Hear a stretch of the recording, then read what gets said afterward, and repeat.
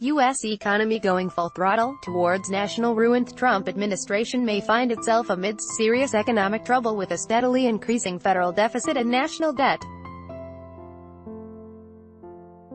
In case Donald Trump is re-elected in 2020, he may have to deal with a $1 trillion deficit and a U.S. debt-to-GDP ratio exceeding 100%.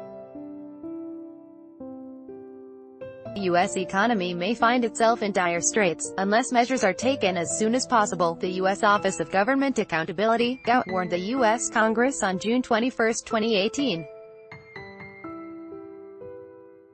According to the 2017 financial report, the federal deficit in fiscal year 2017 increased to $666 billion, up from $587 billion in fiscal year 2016 and $439 billion in fiscal year 2015. Federal receipts increased by $48 billion, but that was outweighed by a $127 billion increase in spending, driven by Social Security, Medicare, and Medicaid, and interest on debt held by the public. Net interest, the congressional watchdog noted, stressing that, the longer action is delayed, the greater and more drastic the changes will have to be. Earlier, reviewing Donald Trump's 2019 budget, the Congressional Budget Office (CBO) revealed that the nation's growing federal deficit is projected to reach $1 trillion by 2020 and average $1.2 trillion per year from 2019 to 2028. Speaking to Fox News, in mid-June, U.S. Congressman Andy Biggs shifted the focus on yet another problem, the country's steadily increasing national debt that may lead to a debt bomb explosion. "I think we're headed over the edge," he said. "Think of it as a waterfall. We're in the boat, and now we're almost at the point where we can't get out of the flow. We're heading over unless we do something immediately." On March 15, 2018, the U.S. national debt exceeded $21 trillion for the first time in history.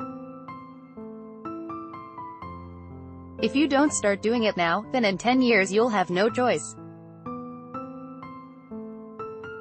You can inflate your currency, you can default on your debt, you can try to raise your taxes and kill your economy. These are the choices that we'll be looking at in about 8 to 10 years, Biggs said, emphasizing that short-term pain is the least evil to fix the problem. Previously, on June 5, Howard Schultz, Starbucks' former executive chairman, emphasized the national debt as the country's biggest domestic threat. While speaking to CNBC, "I think the greatest threat domestically to the country is this $21 trillion debt hanging over the cloud of America and future generations." For comparison's sake, Russia's national debt, one of the lowest in the world, is currently 18.7% of GDP, or $525 billion. For their part, CBO and GAO warned that the debt-to-GDP ratio may skyrocket to 106% within 14 to 22 years. However, the International Monetary Fund's prognosis is more pessimistic. The International Financial Organization foresees the U.S. debt-to-GDP ratio amounting to 116.9% by 2023.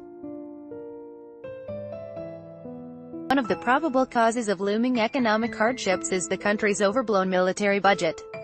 The budget deficit leapt up following the attacks of September 11, 2001, when Washington declared war on terrorism. From 2003 to 2011, the deficit doubled, from $437.4 billion to $855.1 billion.